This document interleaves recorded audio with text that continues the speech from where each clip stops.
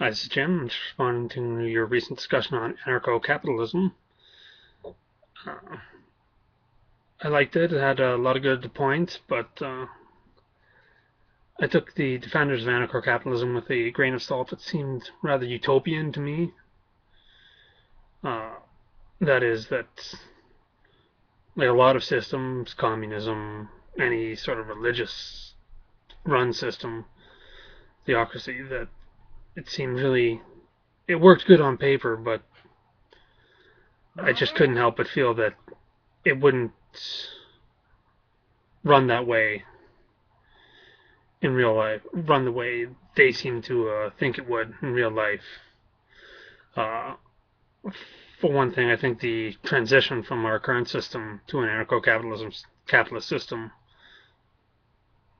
would be absolutely brutal on the ideals of anarcho-capitalism. I'm not sure that if someone set out to live their life according to those principles to start that type of society, that it would survive the transition. Um, I'd also like to ask the defenders of anarcho-capitalism as to what kind of society they think they'd have should this should their principles be recognized. Would you have a society like our current at our current level of industrial output? Would it be more agrarian? Would we be more advanced, less advanced? Because it seems to me anarcho-capitalism and basically libertarianism in general can only survive in a fairly advanced society. Uh, Basically, the idea that you get to do what you want with as few restraints as possible can only survive in an advanced society. Otherwise, you're simply too restrained by either natural laws like production of water, shelter. In less advanced society, you basically need a group to survive. That's why humans naturally come together and try on family or tribal units. That's why we survived. We got we got together. We maybe we don't really need that as much anymore. I'm not. I haven't read. I'm not at a point where I'd say either way. Uh, just a couple other quick points that immediately sprang to mind. I'm actually recording this almost right after I watched your discussion. Uh, is water and other necessary resources. The defenders of anarcho-capitalism said that they thought public property was evil. It was like one of the greatest evils. I forget how he worded it, but he was against public property. But at the same time, we all need water to live. Uh, for for example, like a lake or river. Who's to say who owns that? None of us have made the lake. None of us made the river. It was there thousands of years before us. It'll be there 1,000 years after us, as long as we don't mess it up. We all need that water. None of us put that water there. It's there for one person to come in and say, I own this lake, or I own this river, or I own this section of river. Uh, how would they justify that? How would that work? Like if person A, Bob, came up and said to me and says, I own this river. If you want water, you have to pay me $20 a week. Well, Bob didn't put the river there. The river was already there. I'm going to tell Bob. Well, I'm going to tell Bob where to go. And if Bob tries to stop me from getting water, well, that's right there could destroy any hope of you having the non-aggression principle. Right there, ownership of a necessary resource like that, a monopoly like that, even if it was only regional, like that'll destroy the non-aggression principle. That a monopoly is aggression, basically, especially on a necessary resource like water. Uh,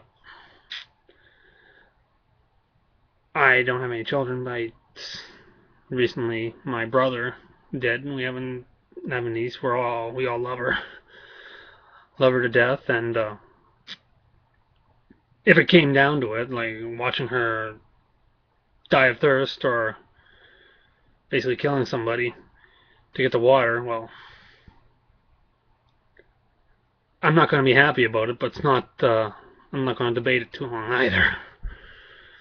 Either we all have a right to that water.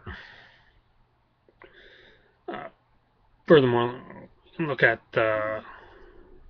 let's say a forest. Where I am, Northern Ontario, one of the industries here is producing maple syrup. They tap the maple trees now. Who's to say how those trees get used? In an anarcho-capitalist society, someone could just come and cut down the forest to make firewood, wood products, whatever, and well, there goes my business because I relied on those trees for sap to make syrup. That's probably not the greatest. I'm sure there'd be anarcho-capitalists would have a way around that. But my point about water and the necessary resources stands that basically monopolies aggression. And the example, the one guy used at the end about how, say there'd be 5 companies that sell water in an area, and then one of them gets enough money, buys out one, and there's 4 companies, and they're all more valuable now. Another one gets bought out, and there's 3 companies, and they're all more valuable now. Another one gets bought out, and there's only 2 companies now, and they're both more valuable to the point where neither can buy the other out. That assumes that the owner of company A doesn't start talking to the owner of company B and says, why compete? Why don't we get together, jack up our prices, and since we're the only people who sell water in this area, everyone's got to go through us. Like, at this point for them, competition is detrimental. And then basically what you have is feudalism under any other name. Like, we all got to work for this guy because he owns the water. And there's the death of anarcho-capitalism right there. We're back under a feudalist society.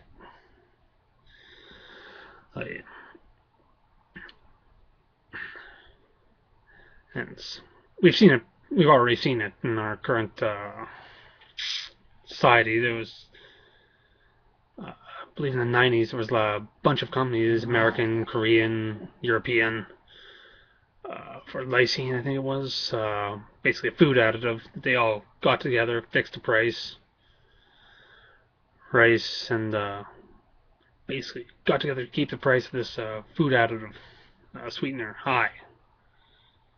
And so,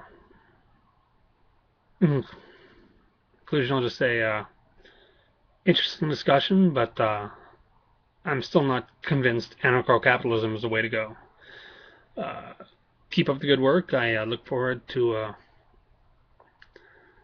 hearing many more good discussions from you, and StormCloudsGathering. Love the videos, and keep up the good work. Have a good day.